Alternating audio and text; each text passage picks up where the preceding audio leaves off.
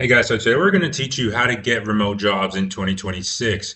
Primarily, this is for people that don't have degrees or simply have a high school diploma. So we're starting with entry-level jobs that do include emailing and phones, such as customer support, customer service, or customer success.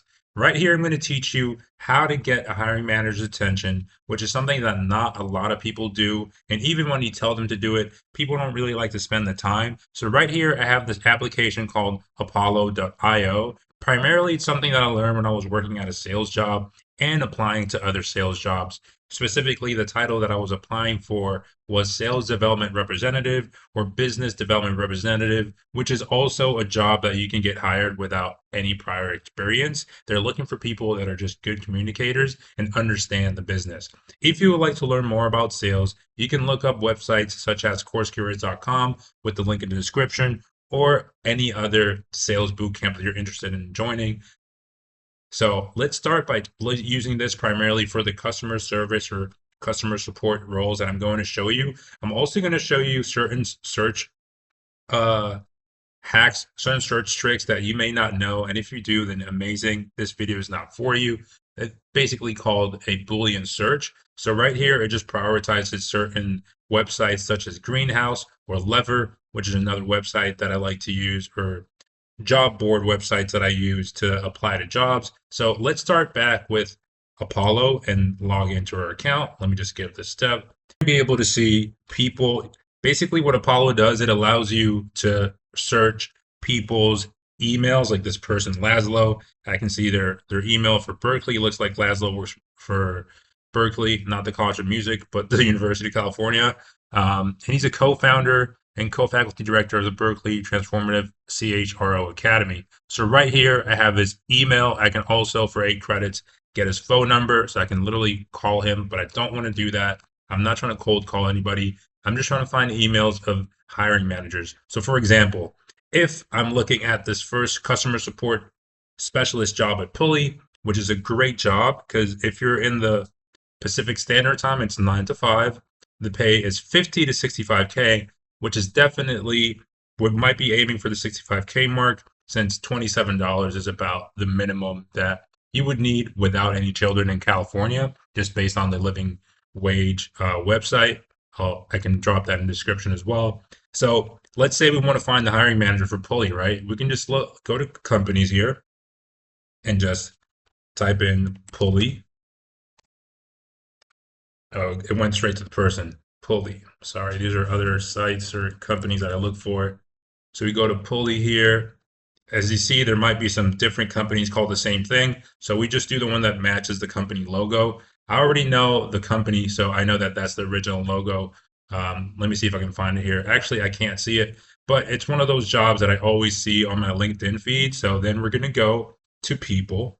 And when we go to people, what we're doing is just trying to find the hiring manager, anybody with a title that says talent or sourcing, specifically if you're in tech, or just hiring, or anything along the lines of, HR or people or recruiters. So we can type in recruiter, see what we get. See, we already found somebody. Carrie. We're also going to be able to find this person's LinkedIn if we're lucky. So for this person, unfortunately for Carrie, I'm not seeing their contact information aside from like their company email. So let's say we want to email Carrie. So we see that she's in California, San Francisco. You can also cross-reference LinkedIn. So when we go to LinkedIn here, you can go Pulley.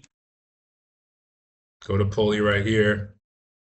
This is also a more manual way to do it. It might be simpler because sometimes the people you don't find in Apollo, you can find them here. And then if you download the Apollo extension on Google, let me hide the bookmarks as well. Can I hide it? Anyways, you go to Pulley here, then you go to people, and then you look up Carrie. She might pop up, she might not. Now, Carrie Josepher. Now you know what she looks like. You know she's in San Francisco. So if you have the Apollo extension on Google, it'll pop up right around here. Might be able to do it over here actually. Hold on.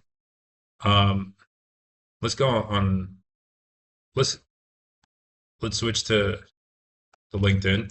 So we're going to go right around here. And then when you click here, you're going to be able to see Carrie's information from Apollo, like her email. You can just copy it. And the part I really want to get you to see is the actual sequences. This is what you're going to need if you really want to get people's attention. So sequences are basically automated emails that you've pre-written and pre-programmed to get people's attention. This is what a lot of people in the sales world, tech sales specifically, do to send people emails, like email outreach, prospecting. So getting people to be interested in your software if you're an SDR or a BDR and trying to sell something, since basically your job is contacting people and scheduling meetings so that your account executive can close those meetings. So right here, I have my sequence and I have a couple emails already preset. If you want to see exactly what I write to get responses,